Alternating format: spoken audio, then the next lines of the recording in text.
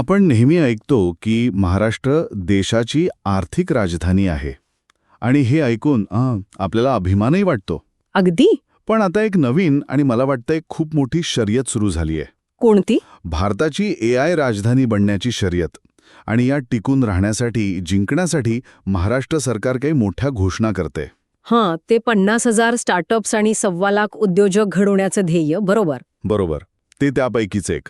आपल्यासमोर शासनाचं नवीन स्टार्टअप धोरण आहे, IT धोरण आहे आणि राज्याचा आर्थिक पाहणी अहवाल असे काही महत्त्वाचे कागदपत्र आहेत. हां. तर आज आपण याच घोषणा आणि धोरणांच्या गभीरेत जाऊन पाहणार आहोत की ही स्वप्न सत्यात उतरवण्यासाठी नेमकी का तयारी सुरू आहे आणि हे कितपत शक्य आहे. अगदी बरोबर. आर्थिक राजधानी ही ओळख आपल्याला म्हणजे वारसाने मिळाली आहे. हो. पण AI राजधानी ही ओळख आपल्याला कमवावी लागेल. आणि त्यासाठीच ही धोरणं खूप महत्वाची आहेत. ही केवळ कागदावरची आश्वासनं नाहीत, तर भविष्यासाठी एक रोडमॅप तयार करण्याचा प्रयत्न आहे. आणि आपला पाया तर मजबूत आहेच की नाही. नक्कीच. आपण आधीच आघाडीवर आहोत. देशातल्या एकूण स्टार्टअप्सपैकी जवळपास 24%. 24%? हो. आणि परकीय गुंतवणुकीपैकी म्हणजे FDI पैकी 31% वाटा एकट्या महाराष्ट्राचा आहे. आता या पायावर एक नवी उंच इमारत बांधण्याचा सरकारचा इरादा दिसतोय. चला तर मग या इमारतीच्या पायापासूनच सुरुवात करूया.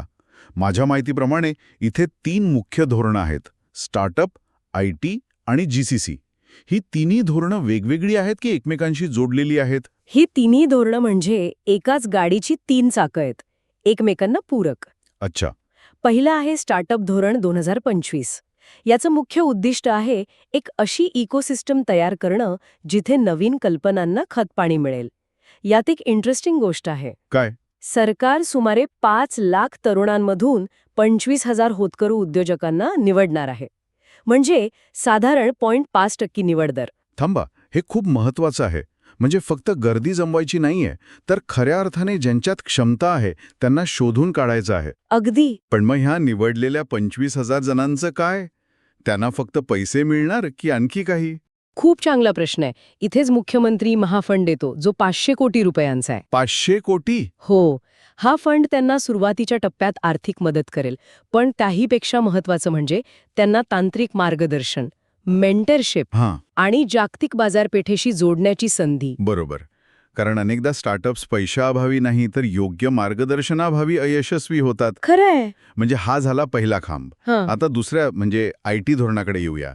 त्याचे आकडे तर प्रचंड मोठे वाटतात. हो. IT आणि ITES धोरण 2023चा आवाका खूप मोठा आहे.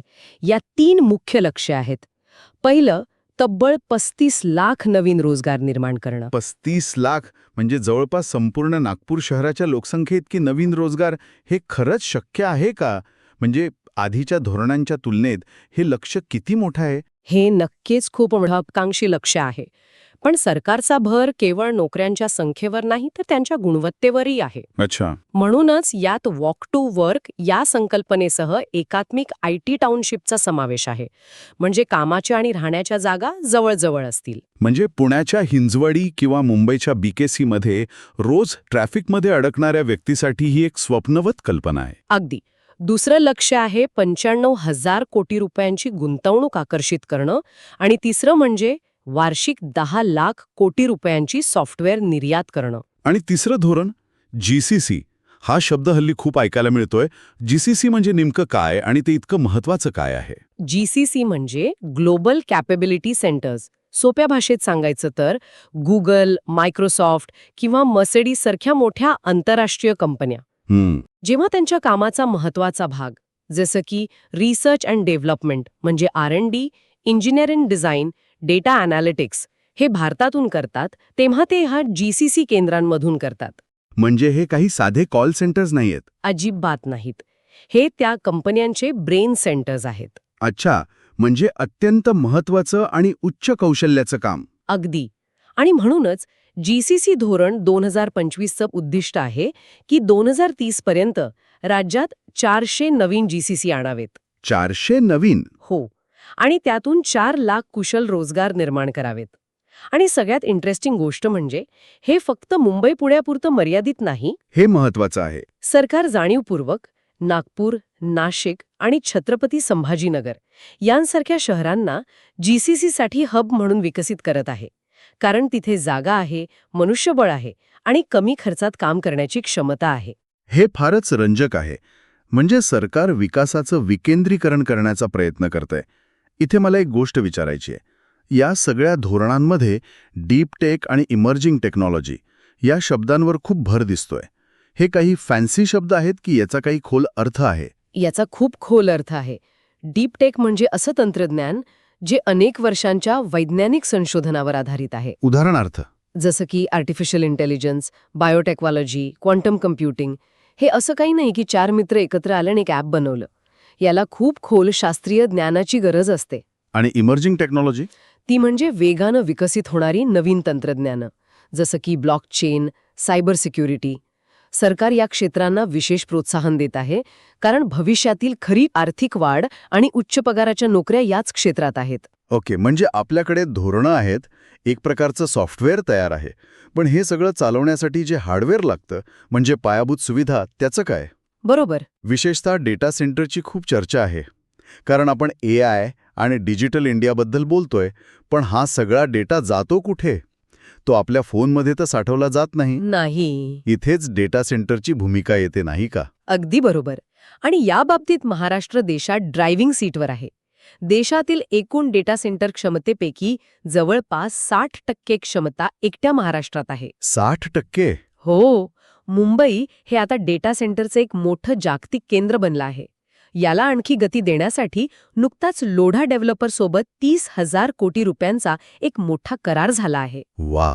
यातून पालवा येथे एक green integrated data centre park उभारलं जाणार आहे. ग्रीन डेटा सेंटर याचा अर्थ काय? आणि याशिवाय राज्यात आणखी काय योजना आहेत? ग्रीन म्हणजे हे पार्क शक्य तितकं सौर आणि पवन ऊर्जा यांसारख्या अपारंपरिक आणि स्वच्छ ऊर्जा स्रोतांवर चालेल. अच्छा. कारण डेटा सेंटर्सना प्रचंड वीज लागते आणि त्यामुळे पर्यावरणावर मोठा भार येतो. तो बरोबर. कमी करण्याचा हा प्रयत्न आहे. हं. याशिवाय राज्यात आणखी 4 नवीन डेटा सेंटर पार्क्सची योजना आहे. आणि इथे सरकारने खूप हुशारीची गोष्ट केली आहे, ती म्हणजे MIG पॉलिसी. एक मिनिट. MIG पॉलिसी आणि त्यातली पॉवर बँकिंग ही संकल्पना, ही थोडी समजावून सांगाल का? म्हणजे मोबाईलच्या पॉवर बँक सारखं काही आहे का? हा, जवळपास तसंच. खूप सोप्या भाषेत सांगायचं तर डेटा सेंटर्सना 24 तास अखंडित वीज लागते. बरोबर. पॉवर बँकिंगमुळे त्यांना रात्रीच्या वेळी जेव्हा विजेची मागणी कमी असते तेव्हा ग्रीडमधून स्वस्त दरान वीज घेऊन ठेवता येते आणि दिवसा जेव्हा दर वाढतात तेव्हा ती परत वापरता येते. अरे वा. यामुळे त्यांचा विजेचा खर्च प्रचंड कमी होतो. हो. आणि ही डेटा सेंटर कंपन्यांसाठी एक खूप मोठी सवलत आहे. म्हणजे मोठ्या कंपन्यांसाठी जसं की डेटा सेंटर्स सरकार खास सोयी करतंय. पण जे लहान उद्योजक आहेत, ज्यांना नव्याने सुरुवात करायची आहे, त्यांच्यासाठी पायाभूत सुविधांचं काय? इथेच प्लग अँड प्ले पार्कची संकल्पना येते, बरोबर? अगदी बरोबर. ही संकल्पना उद्योजकांसाठी एक वरदान आहे. केंद्र सरकारनेही यासाठी 2,500 कोटी रुपयांची तरतूद केली आहे. म्हणजे काय नक्की? प्लग अँड प्ले म्हणजे तुम्हाला तयार जागा मिळते, जिथे वीज, पाणी, रस्ते, इंटरनेट सगळं काही आधीच तयार आहे. अच्छा. तुम्हाला फक्त तुमची मशिनरी आणायची आणि कामाला सुरुवात करायची. बरं. यामुळे जागा शोधण्यापासून ते परवानग्या काढण्यापर्यंतचा प्रचंड वेळ आणि पैसा वाचतो. हे ऐकायला तर खूप सोपं वाटतंय. पण प्लग अँड प्ले मॉडेलमध्ये उद्योजकांना फक्त भाडं भरून काम सुरू करता येतं. यात त्यांची स्वतःची मालमत्ता म्हणजे ॲसेट तयार होत नाही. दीर्घकाळात हे उद्योजकांसाठी फायद्याचं ठरतं का? हा एक वैध मुद्दा आहे. पण सुरुवातीच्या टप्प्यात जेव्हा भांडवल कमी असतं तेव्हा भाड्याची जागा घेणंच सोयीचं ठरतं. यामुळे कंपनी मालमत्तेत पैसे न अडवता ते पैसे उत्पादन आणि वाढीसाठी वापरू शकते. आणि याचं उत्तम उदाहरण म्हणजे दिल्ली मुंबई इंडस्ट्रीयल कॉरिडॉर अंतर्गत छत्रपती संभाजीनगर जिल्ह्यातली ऑरिक सिटी. AURIC city. हो, तिथे नोव्हेंबर 2024 पर्यंत 60,000 कोटींपेक्षा जास्त गुंतवणूक आकर्षित झाली आहे. एकदा कंपनी स्थिर झाली की मग ती स्वतःची जागा घेऊ शकते. ठीक आहे. म्हणजे आपल्याकडे धोरणं आहेत आणि पायाभूत सुविधाही तयार होत आहेत. पण या सगळ्या अत्याधुनिक कंपन्या आणि फॅक्टऱ्या चालवण्यासाठी लागणारे कुशल लोक कुठून येणार? तंत्रज्ञान तर खूप वेगाने बदलत आहे. बरोबर. आज जे शिकवलं जात आहे ते 2 वर्षांनी कालबाह्य होऊ शकतं. या संपूर्ण योजनेचा आत्मा आहे आणि सरकार यावर अनेक पातळ्यांवर काम करत आहे. याची सुरुवात अगदी शालेय स्तरापासून होतीये. अच्छा. शाळा, ITI आणि पॉलिटेक्निकमध्ये आंत्रप्रनरशिप सेल्स म्हणजे सेल्स स्थापन करण्यास प्रोत्साहन दिलं जात आहे. म्हणजे उद्योजक बना हे आता फक्त भाषणांपुरतं मर्यादित राहणार नाही, तर ते अभ्यासक्रमाचा भाग बनेल. तिथे उद्योग आणि शिक्षण संस्था यांच्यातल्या सहयोगावर भर दिला जात आहे. याचं एक खूप महत्त्वाचं उदाहरण म्हणजे नॅस्कॉमने नांदेडच्या स्वामी रामानंद तीर्थ मराठवाडा विद्यापीठासोबत एक करार केला आहे. नांदेड हे इंटरेस्टिंग आहे. सहसा अशा मोठ्या भागीदारी मुंबई पुण्यातच होताना दिसतात. बरोबर. आणि म्हणूनच हे उदाहरण महत्वाचं आहे. या भागीदारी अंतर्गत त्या विद्यापीठाशी संलग्न 400 कॉलेजांमधल्या तब्बल 1.5 लाख विद्यार्थ्यांना 1.5 लाख. 1.5 लाख विद्यार्थ्यांना भविष्यासाठी आवश्यक कौशल्य म्हणजे फ्युचर रेडी स्किल्स शिकवले जाणार आहेत. म्हणजे AI, data science, cyber security यांसारखे विषय. हे खूप चांगलं पाऊल आहे. पण अनेकदा अशा भागीदारी केवळ कागदावर राहतात. 1.5 लाख विद्यार्थ्यांना फ्युचर रेडी बनवणं हे प्रचंड मोठं काम आहे. याला यशस्वी करण्यासाठी प्रत्यक्ष जमिनीवर काय आव्हानं असू शकतात? आव्हानं नक्कीच आहेत. पहिलं म्हणजे हे शिकवण्यासाठी तेवढे कुशल शिक्षक आहेत का? दुसरं, अभ्यासक्रम उद्योगाच्या गरजेनुसार सतत अपडेट होत राहील का? आणि तिसरं, ग्रामीण भागातील विद्यार्थ्यांना यासाठी आवश्यक साधन सामग्री जसं की हायस्पीड इंटरनेट आणि कॉम्प्युटर मिळेल का? यावर सातत्याने काम करावं लागेल. हो. यासोबतच केंद्र सरकारची इन्स्पायर योजना तरुणांना विज्ञानात संशोधन करण्यासाठी शिष्यवृत्ती देते. त्यामुळे संशोधनाची आवड निर्माण व्हायलाही मदत होते. म्हणजे एकीकडे नवीन उद्योग आणायचे आणि दुसरीकडे त्यासाठी लागणारे कुशल कर्मचारी राज्यातच तयार करायचे, अशी ही दुहेरी रणनीती आहे. बरोबर. हे सगळं ऐकून खूप सकारात्मक वाटतंय. पण आता या सगळ्याला राज्याच्या एकूण आर्थिक चित्राच्या चौकटीत बसून पाहूया. राज्याची अर्थव्यवस्था या सगळ्या मोठ्या योजनांसाठी तयार आहे का? हो, आणि हेच पाहणं महत्वाचं आहे. महाराष्ट्र आर्थिक पाहणी अहवाल 2024-25 नुसार राज्याच्या अर्थव्यवस्थेचा वाढीचा दर 7.3% राहण्याचा अंदाज आहे. जो राष्ट्रीय दरापेक्षा जास्त आहे. हो, राष्ट्रीय दर 6.5% आहे. सेवा क्षेत्रात तर आपली वाढ 7.8% अपेक्षित आहे. याचा अर्थ आपली अर्थव्यवस्था निरोगी आहे आणि अशा मोठ्या योजनांना पाठबळ देऊ शकते. आणि निर्यातीचं काय? निर्यातीच्या बाबतीत बोलायचं तर सॉफ्टवेअर निर्यातीत आपण सध्या कर्नाटकानंतर दुसऱ्या क्रमांकावर आहोत. या सगळ्या माहितीवरून एक मोठं चित्र स्पष्ट होतंय. आपण सुरुवातीला ज्याबद्दल बोललो होतो तेच. महाराष्ट्राला केवळ देशाची आर्थिक राजधानी नाही, तर भारताची AI राजधानी बनवण्याचं ध्येय. हे सगळं ऐकल्यावर आता हे ध्येय आवाक्यात वाटू लागलं आहे. पण त्यासाठी आपल्याला किती वेगाने धावावं लागेल? हे ध्येय नक्कीच महत्वाकांक्षी आहे, पण अशक्य नाही. सध्याच्या वाढीच्या दरावर आपण समाधानी राहू शकत नाही. म्हणजे जर आपल्याला AI राजधानी बनायचं असेल तर राज्याला सध्याच्या 10% वाढीच्या दरावरून 13-14% चक्रवाढ वार्षिक वाढ दराने म्हणजे CAGRने प्रगती करावी लागेल. थांबा, CAGR म्हणजे काय? आणि 13-14% वाढ म्हणजे नक्की किती, सोप्या शब्दात सांगाल का? नक्कीच. CAGR म्हणजे दरवर्षी सरासरी किती टक्के वाढ झाली. सोप्या भाषेत सांगायचं तर जर आपली अर्थव्यवस्था 100 रुपयांची असेल तर पुढच्या वर्षी ती 113-114 रुपये झाली पाहिजे. आणि त्यानंतरच्या वर्षी? त्यानंतरच्या वर्षी 113-114 रुपयांवर पुन्हा 13-14% वाढ झाली पाहिजे. ही एक चक्रवाढ वाढ आहे जी खूप वेगाने अर्थव्यवस्था मोठी करते. अच्छा. आणि यासाठीच सरकारने M-Hub सारखे उपक्रम सुरू केले आहेत. M-Hub म्हणजे एक असं व्यासपीठ जे मोठ्या कंपन्या, सरकार, गुंतवणूकदार आणि शिक्षण संस्थांना एकत्र आणेल. जेणेकरून नवनवीन कल्पनांना लगेच पाठबळ मिळेल. आणि त्यांची उत्पादनं लवकर बाजारात येतील.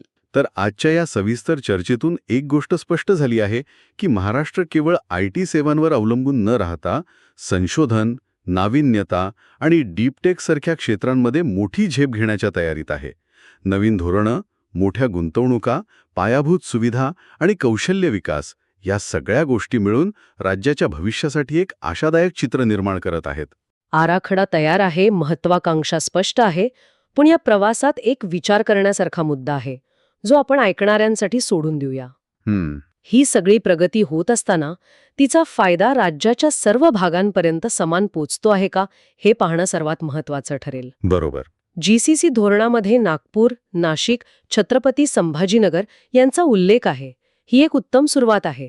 पण खरा प्रश्न हा आहे की ही तंत्रज्ञानाची लाट मुंबई पुण्याच्या पलीकडे पसरत असताना ती सर्वांना सोबत घेऊन पुढे जाईल की समृद्धीची नवीन बेटं तयार करेल?